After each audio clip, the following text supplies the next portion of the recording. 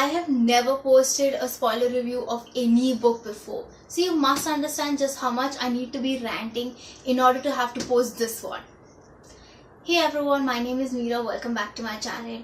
Today I'm going to be talking to you about DIMINY, that is Did I Mention I Need You by Estelle Maskame. This is the second book in the DIMINY trilogy. Before I get started with my review, I just want to let you know that this entire video is going to be a spoiler review. I'm going to be talking about what goes on in this book, the climax, how it ends, what bothered me and what annoyed the crap out of me. Throughout the review, I'm going to be reading out a line here and there from the book just to justify the points I'm making. Just to give you a quick brief on the characters who are involved in some of the main important scenes in this book. Eden and Tyler you already know. Snake is Tyler's roommate in New York. Emily is Tyler's friend from the child abuse program that he was a part of. She was a part of the same program. Tiffany is Tyler's ex-girlfriend from California. At the end of the first book, she was the only one who knew about what went on between Tyler and Eden. Rachel and Megan are two other girls who are part of Tiffany's friend circle. Rachel has gone on to becoming Eden's best friend since the last book. Finally, Dean is Tyler's best friend and Eden's current boyfriend. I've done a reading vlog and a review for DIMINY, the first book. So I'll link that video in case you want to watch it before watching this video. If you have read DIMINY, you would know that Eden and Tyler are no longer together. Tyler moved to New York to be part of this program that enables children of abuse to talk to each other about it. DIMINY takes place a year after the end of DIMINY. So it's summer break and Eden's high school's over. Two things I want to point out. One, she's dating Dean, Tyler's best friend. Second, Tyler invites her to spend the summer break with him in New York and she agrees. It was all fun and good for like 1/3 of the book because Eden and Tyler were roaming around in New York City and so we get to travel the city with them. Estelle Maskame's writing style is beautifully descriptive. It's almost as if we're traveling with the characters. Eden and Tyler are behaving friendly. They're neither acting like step-siblings nor like lovers. This is actually the only part of the book that I enjoyed reading. Here's where my positive review of the book ends. Eden's hypocrisy just drove me insane in this book. I was getting so frustrated and angry with her. First of all, she's dating Dean, even though she's always been in love with Tyler, and that's okay. But if Tyler has female friends and he so much as even talks to them, it's a big problem and she can't bear that fact. So she gets so petty. You'll find her lashing out at Tyler and Emily for no reason. She gets possessive and well, it's just not a pleasant picture. This is a line from the scene where there's a party at Tyler's apartment and so a couple of his neighbors and friends are over at his place. Eden makes this observation, okay? Tyler talks to them more than he talks to the girls from apartment 1201. So I eventually decide that I like them both. What? You approve of these two random guys because Tyler's talking to them and not to other girls at the party? Eden mentions that she really likes it when women compliment each other and yet she chooses to be hostile and rude towards Emily, often bitching about her, okay? Especially when Emily has shown no interest in Tyler whatsoever. Emily has always been this polite and soft-spoken person. She's so nice towards Eden and Eden just can't stop being so mean towards her. For what? Just because they know each other? I mean, look at yourself, Eden. You are going out with someone else. I think you're the last person who has a right to point at Tyler's female friends and blame him for moving on. It's always been something I've loved. Girls complimenting other girls. Seriously, Eden? Well, it didn't look like that from the book, okay? Now fast forward a few chapters, okay? So Tyler and Eden's friends, that is Rachel, Tiffany and Dean, have come to New York City to surprise them. Tiffany, as I mentioned before, has always known about Eden and Tyler's relationship and she also happens to know about Eden's weaknesses. That is her insecurities about her weight and her eating habits. So every time this group of friends, they're together, Tiffany doesn't hold herself back from taking jabs at Eden, and not once Believe me, not once does Rachel stand up for Eden and tell Tiffany to shut the fuck up. Some great friendship, huh? I don't know. Is this a new trend where friends don't stand up for each other? In that case, yes, Eden and Rachel are the bestest of friends you'll ever find. What bothered me even more was that not once did Eden speak up about this. She didn't seem to mind that Rachel wasn't standing up for her or, taking her side in any of these arguments that were happening. So they all just sit around and watch as Tiffany was poking fun and smirking at Eden. Another thing that happens in this book is that one day Tiffany corners Eden and blackmails her into breaking up with Tyler. So she basically tells Eden that I want Tyler back, so you have to break up with him so that I can swoop in and be his girlfriend again. And tells her that if she doesn't break up with Tyler, Tiffany is going to tell Dean and their parents about Tyler and Eden's secret relationship. You will not believe this, but she agrees. So you're telling me that Eden is ballsy enough to be cheating on her boyfriend, lying to her friends, lying to her parents, and she can't stand up to Tiffany? Okay, forget standing up to Tiffany. You're telling me she can't even be honest with Tyler and tell him that your ex-girlfriend is trying to blackmail me into breaking up with you. Otherwise, she says that she's going to tell our parents about our secret relationship. No, she doesn't do any of that. She goes up to him all sad, sheds a few tears, and then breaks up with him. Yes, that's what happened. As we were getting into this scene, I was praying. I was just hoping that she would do the right thing for a change. But of course she doesn't, because till now she had been doing stupid things in the novel. Why change that? And here's a paragraph from when she's breaking up with Tyler for the second time. Right then, my heart shatters. The pieces slice through my chest as my body trembles with guilt. Oh wow, so painful. I wouldn't dare to give up on us again, but it's out of my control. Guess what, Eden? It's in your control. You choose to do what you do. I have faith, however, that the moment Tiffany leaves New York, I'll be able to explain to him what's really going on. I have faith that he'll understand why I'm doing what I'm doing. Oh, Eden. Now, Tyler is an even bigger genius.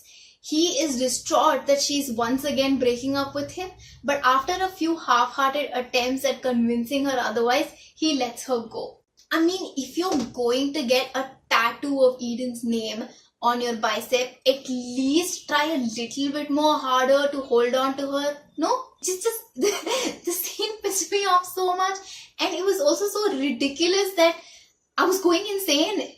I was literally just like, what is going on? Please tell me this is a joke. I actually flipped back and forth between pages just to see if this was a joke. Maybe she was having some kind of a nightmare or something.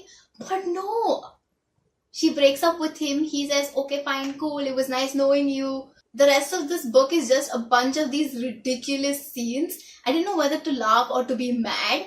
So Eden goes crying to Dean's hotel room and spends the night there, snuggled up in bed with him. She goes to sleep, and in the morning she realizes she's made a big mistake by letting Tyler go and that she wants to win him back. Now, I don't know what magical properties Dean's cuddles seem to have, but she's regained some of her common sense. Where did this brilliance come from in the span of a few hours? I will never understand. I couldn't tell Tyler what was really going on, but that doesn't mean I can't attempt to show him the truth. You know what she does after this? She goes and gets a tattoo to show Tyler how much their relationship means to her. Here's an option that's a lot less painful and time consuming. Just walk up to him and tell him what's really going on. On the other hand, in Tyler's apartment, it has been all of 2 seconds since Eden broke up with him, but he's moved on and is now all over Tiffany. That is the girl who was really manipulative towards him and who was very toxic for him last year. This Tyler and Eden's love story is so convincing, isn't it? This is the scene that Eden walks in on when she goes back to Tyler's place to try to win him back. She sees that Tyler and Tiffany are making art, and yet the one thing that crosses through her mind is, I don't care about this, but I need him back. Wow. Slow claps. Why, Eden, why? Do you really want a boy who can't fight for you and who doesn't mind jumping onto the next woman who comes his way. Really? Do you not see what the problem here is? I can't accept that she's getting her way again. I can't even begin to fathom the fact that this entire thing, this whole game of manipulation has worked completely in her favor. Even more so, I can't believe Tyler. I can't believe he's made it so easy for her to get exactly what she wanted. Sweetheart, you're the one who made it really easy for her to get what she wanted. So finally, after a big showdown at Tyler's apartment, everyone has found out about what happened between Tyler and Eden. No one's really pleased with the situation except for Emily, who's just being really supportive. This is from when Dean finds out about Tyler and Eden. And I can do nothing but hope that both he and Tyler will forgive me for the decisions I've been forced to make. Eden, you don't seem to understand what it's like to make a decision, because here nobody's pointing a gun to your head, telling you to date a boy, break up with him, date his best friend, cheat on him with the same boy again, and then break up with him again. For a majority of the book, the writing style didn't bother me at all. It was casual and descriptive, but the author makes use of the words smoldering eyes way too often when she's describing Tyler. His eyes are smoldering all the freaking time. How can eyes be smoldering so much? Maybe he needs like eye drops or something. I kept thinking, any more of that smoldering and Tyler's gonna be shooting laser beams out of his eyes and killing everything that's in his way. But sadly, that didn't happen. Now we're on to the last thing that bothered me about this book. So to top everything that has happened so far, and this takes place at the very end, okay? So everybody's found out, Tyler and Eden have spoken to their families, their parents, everybody who matters knows about them. So there's literally nothing standing in their way preventing them from being together. But Tyler, with his smoldering eyes, decides that he needs to leave. He needs some space and he doesn't want to be near anyone, including Eden. Just when everything was falling into place, Tyler's like, nah, I need to change the scene. This is boring. Now, in all fairness, I can understand why he wanted some time and space to heal. But the fact that it came after all of the anguish and all of these struggles just bothered me so much more. It almost felt like their relationship was a game. There was no genuineness to it. None of them was serious. When things got too difficult, they'd break up. When things got too convenient, but they weren't feeling it, they'd break up. I was getting so annoyed at this point, and then for Tyler to just up and leave, it was the last straw. Like, don't try to convince me about their relationship for 2 whole books and then have the male character flip a switch and decide he needs alone time. When I was reading this scene, I just kept thinking that what if Tyler had been a little bit more open with Eden? What if he had taken her along with him or just told her what he was thinking, how he was feeling? Maybe some of the miscommunications could have been prevented. Anyhow, after reading the first book and enjoying it so much, this second one, this sequel, disappointed me so much. And more than disappointment, I couldn't believe that it was written by the same author, because there was just so much that pissed me off. There were so many character developments and story developments that made no sense. And then I remember seeing so many 5-star reviews on Goodreads for this book. Then I was just plain confused. Like, did I read a different book than these people? Did they not notice so many things that were blatant in the novel?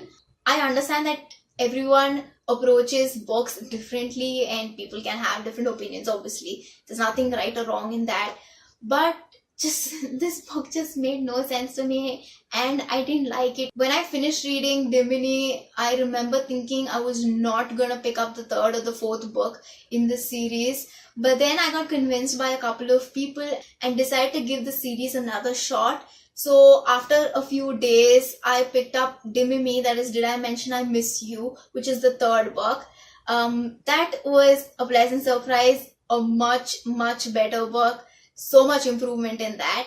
The review for that will be up in another video. I'm not going to talk about that book in this video as well because I feel like this video has been really long anyway. But I hope you understand why this book upset me so much. If your opinions are any different or you were able to understand it from a different perspective, please let me know in the comments. I would really like to try and understand why a lot of people seem to have loved this book. So let's carry on like a civil discussion about this book in the comment section without feeling the need to attack each other's opinions or anything. But for now, tell me, have you read this book? What did you think about it? I rated Did I Mention I Need You by Estelle Maskame 1.5 out of 5 stars. Oh, I feel so much better after having spoken about all of this out loud. If you're still watching this video, then I'm so grateful for your patience and your time. Believe me when I say that I do not mean to attack anybody, the author or the fans of this book, when I've put up this review. I just needed to sort out some of my thoughts and speak about them, how I feel about this book. Please like, share and subscribe, and click that bell icon next to the subscribe button so that you get notified every time I post a video. Thank you so much for watching. I'll see you again later. Bye.